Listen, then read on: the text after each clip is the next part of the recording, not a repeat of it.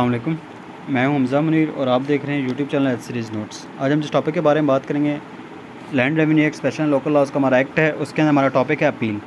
कि अपील क्या होती है कि अगर किसी का डिसीजन उसके खिलाफ आ गया तो कैसे वो अपील कर सकता है। ठीक है, law of appeal means original order passed by the assistant collectors are appealable to the collector and original order passed by the collector appealable to commissioner. अब लैंड रेवेन्यू एक्ट के अंदर आपको पता है कि हम जुरिडिक्शन पढ़ के आ चुके हैं कि कैसे कैसे असिस्टेंट कमिश्नर होता है, उसके ऊपर असिस्टेंट कलेक्टर होता है, उसके ऊपर कलेक्टर होता है, कलेक्टर के ऊपर कमिश्नर होता है। तो जो फैसला होगा असिस्टेंट कलेक्टर्स का जो फैसला होगा वो कलेक्टर के पास अपीलेबल है और कलेक्टर का जो फैसला होगा कमिश्नर के पास अपीलेबल है। और इसी तरह फर्दर आगे जा सकते हैं बोर्ड ऑफ रेवेन्यू तक। ठीक है, सेक्शन 161 और 162 डील करता है इनका। ठीक है, रेवेन्यू कोर्ट्स आपके पास कौन कौन सी होती हैं? AC1 और जो AC2 होता है ये हम तहसील में होता है। हम अगर इसके लिए वीडियो मेरी पड़ी है जुरिडिक्शन वाली, ठीक है, जिसमें हमने पूरा डिस्कस किया था कि रेवेन्यू ऑफिसर्स क्या क्या होते हैं, तो उसमें सारी डिटेल्स हैं वहाँ पे। कलेक्टर इन द डिस्ट्रिक्ट जो अंदर आपका कलेक्टर होता है और कमिश्नर आपका डिवीजन के अंदर होता है, बोर्ड ऑफ रेवेन्यू आपका प्रोविंस के अंदर होता है। Meaning of appeal, appeal mean any proceeding taken to rectify the erroneous decision of the lower courts by the bringing to the high court. अब अपील ये होती है कि आपका कोई भी किसी को डिसीजन को रेक्टिफाई करना, चेंज करना, किसी भी डिसीजन को, उसमें अगर कोई एरिनियस कोई एरर वाला डिसीजन है उसको चेंज करना, लोअर कोर्ट के पास, लोअर कोर्ट ने अगर कोई ऐसा डिसीजन दे गया तो उसको हाई कोर्ट के पास ला कर उसको चेंज करवा लेना, उसको रिवर्स करवा लेना। Appeal in revenue matters according to section 160 appeal lie from the original order of the revenue officer to the higher forums. Appeal आपके हमेशा हायर फॉर्म में होगी। ठीक है, when the original order is confirmed on first appeal not further appeal shall be lie which means two consecutive forums have same order then no appeal. अच्छा, land revenue में क्या होता है कि अगर आपने असिस्टेंट कमिश्नर का फैसला आया आपका और कमिश्नर आप चले गए जी इसके पास, कलेक्टर के पास, वही फैसला जो असिस्टेंट कमिश्नर किया था उसको ही उसने मेंटेन रखा कलेक्टर ने, तो उसके बाद आप अपील नहीं कर सकते दोबारा आगे। ठीक है, एक ही फॉर्म पे आपकी अपील, अगर दो कंसेक्टिव आ गए, अगर उसका फैसला अगर रिवर्स आ गया तो ठीक है, नहीं आया तो उसके बाद दोबारा आप अपील नहीं कर सकते। नो फर्दर आपके पास अपील नहीं है। ठीक है, who may file appeal under this act party eligible to fill apply who is a party in order and no other party eligible. जो आपकी पार्टी है, ठीक है, जो जिसके राइट इन्फ्रिंज हो रहे हैं या कुछ भी है, तो वो आप कर सकती है। अच्छा, अपील टू कलेक्टर। अब सबसे पहले आपकी अपील कलेक्टर को कैसे अपील होगी? When the order of the made by the assistant collector of the higher grade then the appeal against order will be lie. अब आपकी जो असिस्टेंट कलेक्टर की जो आपकी होगी ना, वो आपका कलेक्टर के पास होगी। और जो कलेक्टर की जो अगर कलेक्टर का कोई डिसीजन आपके खिलाफ आ गया, ठीक है, असिस्टेंट कलेक्टर ने फैसला दिया ए के बारे में, ठीक है, बी चला जाता है, ए के हक में दिया, बी चला जाता है कलेक्टर के पास, ठीक है, तो कलेक्टर फैसला दे देता है बी के हक में, अब ए चला जाता है कमिश्नर के पास। तो इसी वजह से इस तरह जा सकता है। अगर उसने भी असिस्टेंट कलेक्टर ने भी ए का फैसला दिया और कलेक्टर ने भी आगे ए के हक में फैसला दिया, तो दोबारा फिर आगे अपील नहीं होगी। ठीक है, सिर्फ और यहीं पे रुक जाएगी। When the order of the made by the collector then appeal against order will be laid to commissioner. तो कमिश्नर होगा। When the order made by the commissioner then appeal will laid to board of revenue.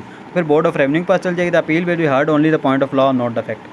जैसे कि आप देखें high court में, या जैसे कि वो आपका ट्रायल कोर्ट नहीं है, वहाँ पे सिर्फ लॉ, पॉइंट ऑफ लॉ की बात होती है। तो इस तरह रेवेन्यू में भी जो बोर्ड ऑफ रेवेन्यू सिर्फ आपकी लॉ की बात होगी, फैक्ट की बात नहीं होगी। ठीक है, कंडीशंस फॉर अपील। अपील के लिए क्या condition? Order confirmed on the first appeal.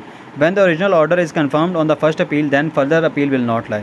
अगर देखें फर्स्ट ही अपील आपकी जो मैंने पहले बताया आपको उसी तरह एक हक में हुआ है, तो उसी वही अगर अपील अगर वही मेंटेन हो गया, वही फैसला मेंटेन हुआ है, कोई चेंजिंग नहीं है इसमें, तो फिर अपील आगे नहीं जाएगी। Then there will be revision of the order. तो वो फिर आप रिवीजन उसके पास उसी कोर्ट में फाइल कर सकते हैं, उसी फॉरम पे फाइल कर सकते हैं। ठीक है, ऑर्डर मॉडिफाइड और रिवर्स। ठीक है, when the any order of the modified और reverse on the appeal by the collector then the order will be appeal to the forum of the commissioner. ठीक है, अगर कोई चेंजिंग आई है, कमिश्नर को रिवर्स कर दिया उसने, तो फिर आगे आप जा सकते हैं उसके पास। ठीक है, मोड ऑफ फाइलिंग अपील। आपने फाइलिंग कैसे करनी है? Through mode of filing appeal has not been specially prescribe in act. तो ये कोई अपील का कोई प्रोसीजर इसके अंदर नहीं बताया गया कि आपने कैसे फाइल करनी है। The party with the copy of the order appeal should be affixed with the appeal.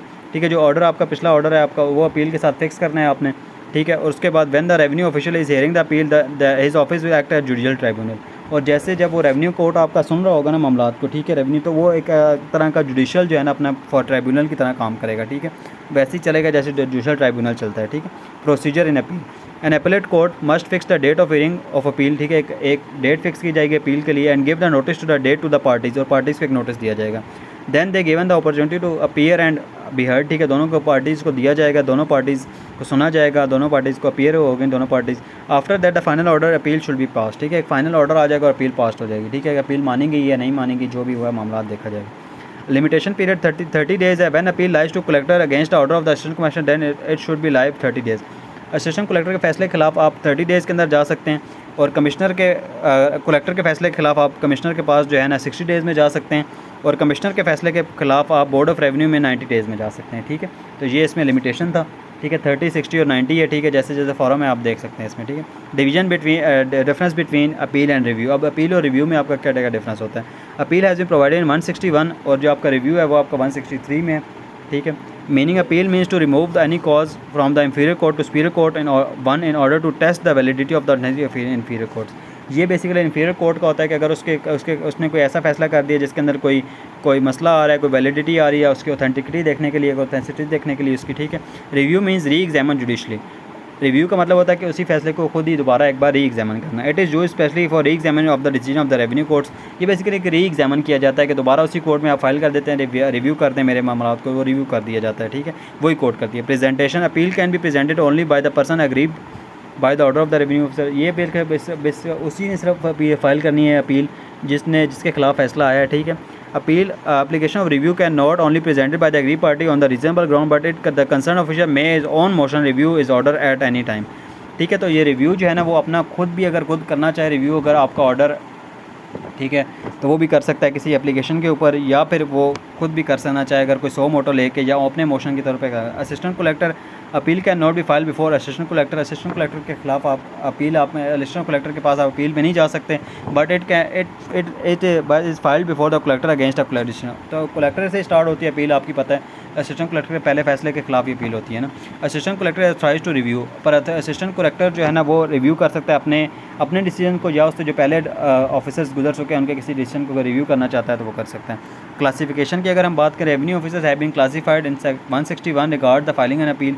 तो उनको क्लासिफाइड 161 में किया गया है किस तरह उन्होंने अपील उनके खिलाफ, उनके किसी के फैसले के खिलाफ अपील होगी। Review no classification of revenue officer is present. तो रिव्यू के अंदर आपकी क्लासिफिकेशन नहीं प्रेजेंट है वहाँ पे, ठीक है। लिमिटेशन की अगर हम बात करें, limitation for filing appeal has been fixed with the reference of the classification officer. ये हमने वो ऊपर डिस्कस कर चुके हैं कि क्या क्या होती है, ठीक है। और limitation for filing making application review का, अगर रिव्यू आपने करना है तो उसके लिए 90 डेज़ है, ठीक है। तो हमने ऊपर डिस्कस कर लिया था कि क्या उनके 30 डेज़ हैं। उसके कलेक्टर के पास अगर आपने जाना है असिस्टेंट कलेक्टर के फैसले के खिलाफ, और अगर आपने कमिश्नर के पास जाना है असिस्टेंट कलेक्टर तो फिर 60 डेज़ है, और आपने अगर बोर्ड ऑफ रेवेन्यू के पास जाना है कमिश्नर के खिलाफ तो फिर आपके पास 90 डेज़ है। तो हमारा ये टॉपिक था अपील का, कि अपील कैसे होती है, क्या प्रोसीजर होता है उसका, तो हमने डिस्कस किया। Thank you very much.